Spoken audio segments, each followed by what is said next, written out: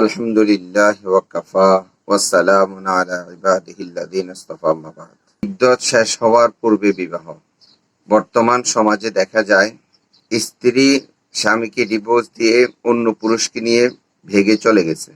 আবার স্বামীর ইন্তেকালের সাথে সাথে স্ত্রী অন্য জায়গায় বিবাহ বসে গেছে। এভাবে ছেলে সন্তান রেখে স্বামী ছেলে সন্তান উভয়কে রেখেও স্ত্রী অন্য লোকের সাথে পালিয়ে যায়। শরীয়তের বিধান অনুযায়ী তালাক দেওয়া হলে বা ডিভোর্স দেওয়া হলে অথবা স্বামী মারা গেলে কতদিন পর স্ত্রী বিবাহ বসতে পারবে এটা শরীয়তে নির্ধারণ করা আছে। সুতরাং আজকে সেই সম্পর্কে আলোচনা করব। পর বিবাহ বসতে পারবে এই সময়টাকেই শরীয়তের ভাষায় ইদ্দত বলা হয়। ইদ্দতের সময়সীমা এবং সে বিবাহ বসতে কতদিন সময় লাগবে আজকে এটা সংক্ষেপে আলোচনা করব।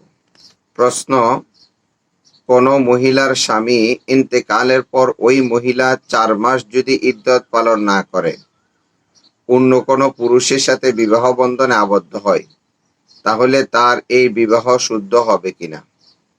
জবাব: গর্ভবতী না হলে।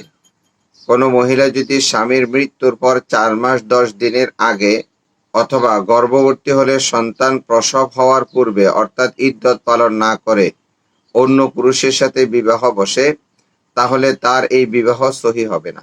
গর্ভবতী না হলে কোনো মহিলা যদি স্বামীর মৃত্যুর পর 4 মাস 10 দিনের আগে অথবা গর্ভবতী হলে সন্তান প্রসব হওয়ার পূর্বে অর্থাৎ ইদ্দত পালন না করে অন্য পুরুষের সাথে বিবাহ বসে তাহলে তার এই বিবাহ সহিহ হবে না।